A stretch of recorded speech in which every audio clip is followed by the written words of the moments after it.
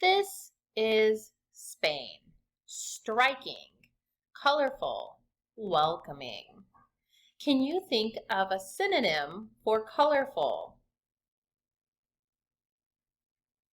Vibrant, vivacious? Perhaps. Spain is a big country in southwestern Europe. You can see it's highlighted here. It is located on a peninsula. A peninsula is an area of land that is surrounded all by water on 3 out of the 4 sides. More than 46 million people live in Spain. The landscape of Spain is varied and beautiful. There are sandy beaches and soaring mountains. The central part of the country is a huge flat plateau. Farmers raise horses and cows on the plateau. So plateau is like large flatlands. People have been living in Spain for thousands of years. During that time, different groups controlled the land. They included the Romans, the Visigoths, and the Moors. Cordoba Mosque was built by the Moors in the year 780. And so, when we go through these books, we often talk about some of the history and how it has impacted the current culture of a country. And so some of the influences of these groups of people, the Romans spoke Latin, and Spanish is traced back and has roots in Latin. The Moors actually helped to, was also a civilization or an empire that, created diversity within Spain. Anybody who follows the Muslim religion probably and is native to Spain probably has some roots from the Moors. In the large picture in the background is actually a Roman ruin. It is an aqueduct. An aqueduct was a way to get water from one place to another without the use of pipes or pressure. They actually relied on gravity, and so the water traveled at this barely incline, or decline in this case, to get to where it needed to go, and it traveled large distances.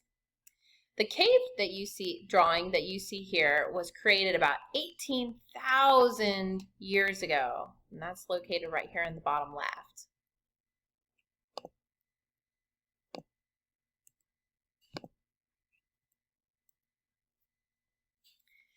In the 1930s, a civil war broke out in Spain. A cruel man named Francisco Franco became ruler. After Franco died in 1975, Spain became a free country.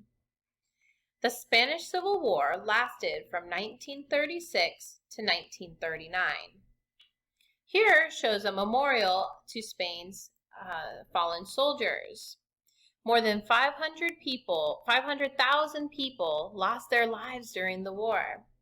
And so, if you don't know, a civil war is when within a country, groups of people are fighting over principles, ways that they think that the country should run, and they have very large differences that are so large that they cause war. I think that war is probably one of those things that hopefully moving into the future we won't have to experience as a nation. That's where diplomacy, democracy, and conversation and understanding is very important when it comes to working problems out, not only between us, between people, but between groups of people and when it comes to the running of a nation. Spain has many large cities. The capital is Madrid. It is also the biggest city in the country, and more than 3 million people live there. Barcelona is Spain's second largest city. Spain's cities are filled with amazing buildings. The Church of Sagrada Familia is one of them. It has been under construction for more than 100 years. And I actually looked this up before I read the book, and La Sagrada Familia has been in construction for over 150 years and is expected to be complete in 2026. La Sagrada Familia means the Holy Family in Spanish. A man named Antoni Gaudí designed Sagrada Familia. Sagrada Familia is actually located in Spain's second largest country of Barcelona. As you can tell, this is a great piece of architectural work, and this is a church, but it's very different looking than most of the churches that you probably are used to, even cathedrals that you may have seen. Antoni Gaudí was an architect who really pushed the limits when it came to architecture and buildings. And so if you ever go to Barcelona, you're going to see lots of really fascinating and interesting buildings that you've never seen before. They almost look like they're from your imagination. And in fact, they were from Antoni Gaudí's imagination, and he was able to make them a reality. And so they really are works of art. The main language in Spain is Spanish. This is how you say the sun, el sol. This is how you say beautiful, hermosa. The Basque and Catalan languages are also spoken in Spain. Spanish food is famous worldwide. A very famous dish is called paella. This is a dish made of rice, seafood, and spices that are simmered together. And if you're wondering what those black things are in there, those are clams. Tapas are tasty snacks. They are served hot and cold. Tapas include small plates of olives, ham, and cheese. Musicians strum guitars. A dancer swings her arms and stamps her feet. The group is performing flamenco. It's a well-known style of music and dance in Spain. The flamenco also includes singing and clapping. What's the most popular sport in Spain? Soccer. Spanish players are some of the best in the world, and fans cheer for their team. Soccer is called fútbol in Spain. Thousands of festivals are held in Spain. During Las Fallas in Valencia, people party in the streets, and they make these huge paper sculptures. And at the end of the festival, the sculptures, believe it or not, are burned. These paper sculptures can be more than 30 feet tall. That's 9 meters. 30 feet is about as tall as a 3-story building. And you can see some buildings right next to these figures and how tall they are. A rocket launches into the sky in the city of Pamplona. It's the start of the San Fermin Festival.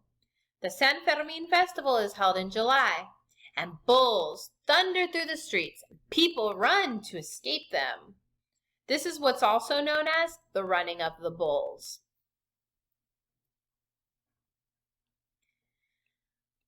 So here are our fast facts. The capital city of Spain is Madrid. More than 46 million people live in Spain. What's the main language? You got it, Spanish. The money or currency that is utilized in Spain is the euro. The major religion is Roman Catholic, a type of Christianity. Neighboring countries are Portugal and France. Here's a cool fact. At a festival in Buñol, Spain, People throw ripe tomatoes at each other. Now that's a food fight that might be pretty fun to be a part of. Don't get any ideas though. When we come back to school, you won't be in Spain, you'll be in school. Capital is a city where a country's government is based. In Spain, it's Madrid. In Mississippi, it's Jackson. And in the United States, it's Washington, D.C. Civil war is a war between groups of people within the same country. Festivals are another way to say celebrations.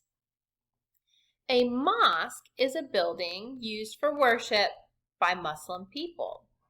Here's a little fun fact.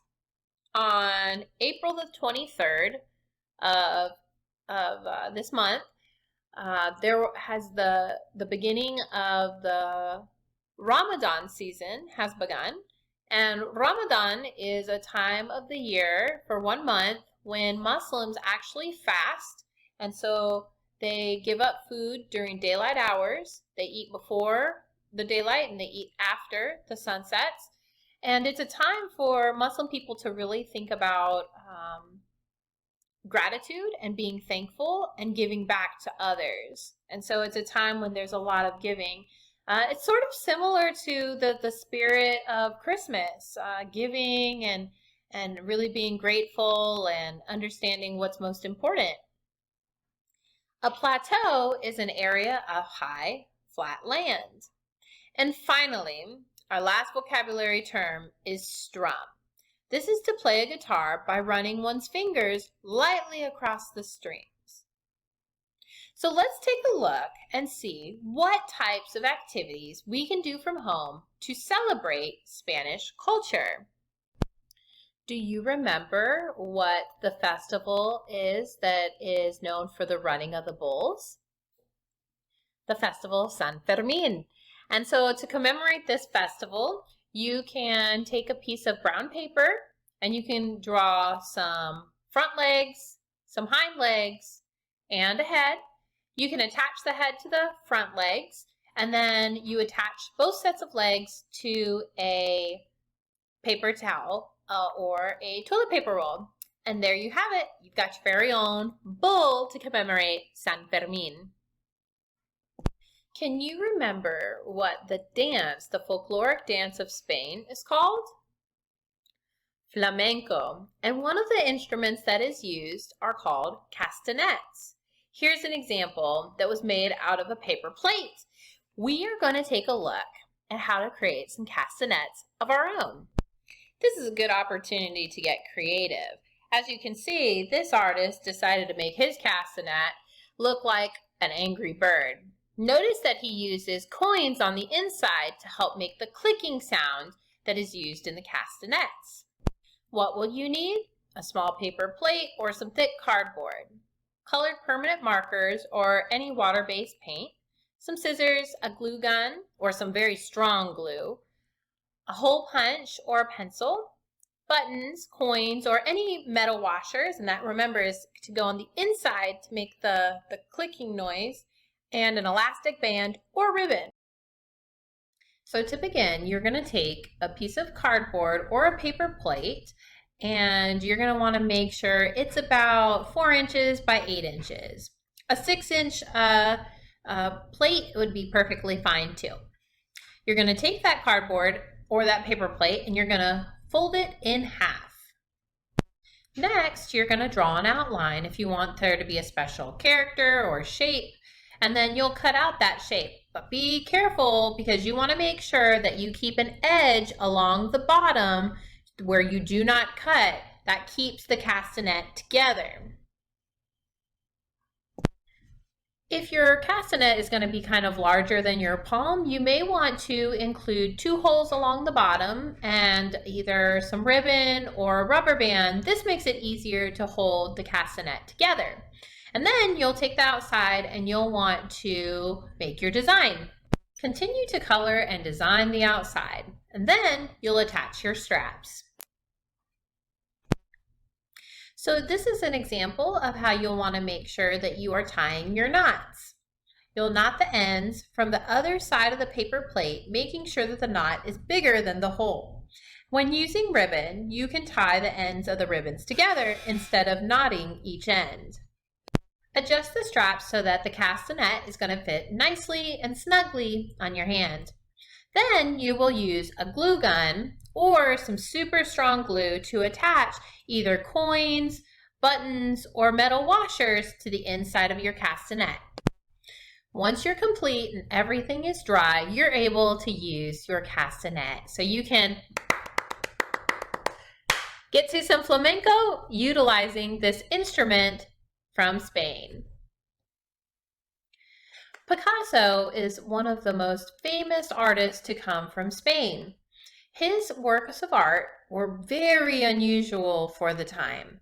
He took common subjects like people and he really changed the way that we look at art. He utilized shapes and bright colors. Take some colored pieces of paper, create some shapes, and see how creative you can get with your inner Picasso. So thank you.